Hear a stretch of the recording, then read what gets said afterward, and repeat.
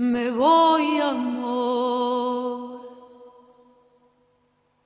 si soy motivo para el olvido, decímelo,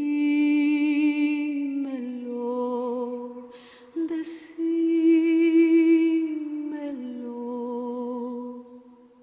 L'aventure François Lurton en Argentine commence en 1992. François et son frère Jacques arrivent en Argentine à l'origine comme consultants.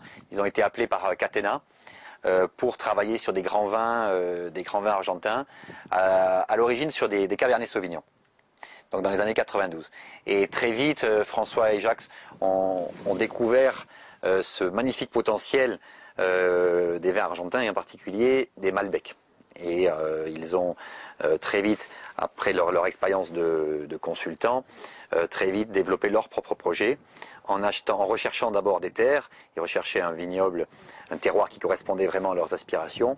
Ils ont trouvé ce magnifique terroir dans la vallée de Uco et ils ont commencé leur propre projet donc dans les années 95. On a maintenu l'engagement qu'on avait pris avec le propriétaire. Le propriétaire nous a dit: je veux bien vous vendre ce terrain à la condition que, comme vous faites en Europe, que vous mettiez la cave au milieu des vignes. Parce que là-bas, les gens ne mettaient jamais la cave au milieu des vignes. La cave était à Mendoza ou à côté d'une ville, et les vignes étaient dans la campagne. Donc nous, on avait créé un premier précédent, c'était de se mettre dans cet endroit, et un deuxième, c'était de mettre la cave au milieu des vignes.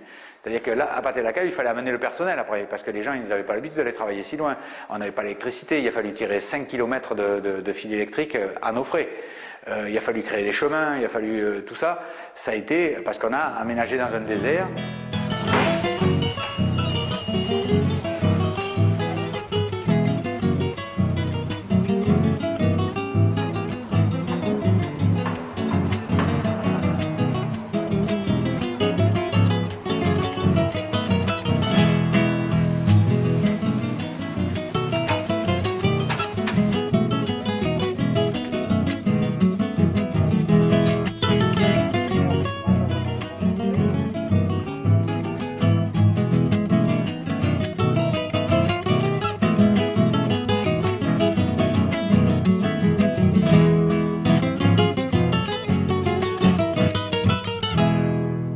Maintenant, tout le monde est venu s'agglutiner autour de nous, parce qu'on a créé une petite tâche qui est devenue énorme, et l'Alto Valle de Uco, où on est, c'est devenu le Pauillac de l'Argentine, quoi.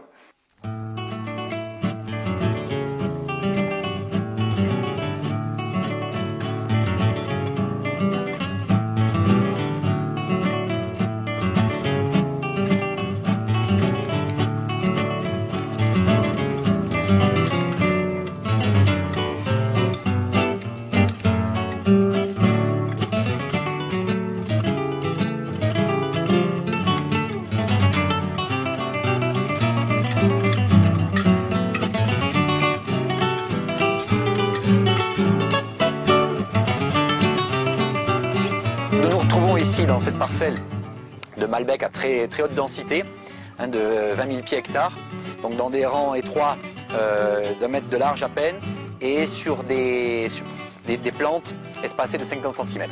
Donc bien entendu, tout est travaillé à la main, est irrigué par goutte à goutte, nous contrôlons complètement l'irrigation.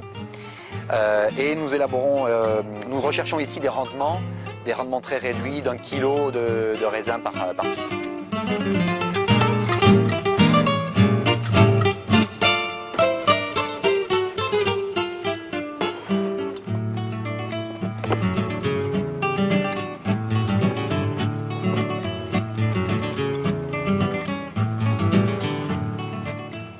Les Français ont apporté beaucoup de savoir-faire, beaucoup d'expertise, beaucoup de techniques, notamment en matière d'assemblage, de dégustation. Les Français, principalement issus de la région de Bordeaux, ont apporté cette notion d'assemblage. Avant, les Argentins travaillaient beaucoup sur des monocépages. Et aujourd'hui, nous arrivons à une grande complexité sur des vins d'assemblage, tels que Malbec et Cabernet. Également, bien sûr, l'utilisation de barriques françaises, qui permet d'isoler des lots de différentes tonnelleries françaises. Des vins comme le Chacaries sont vieillis pendant 24 mois en barrique. Le Piedra Negra, 18 mois, dans des barriques de chêne françaises neuves. Donc bien sûr, une grande expertise française a contribué à améliorer la qualité des vins argentins depuis une quinzaine d'années.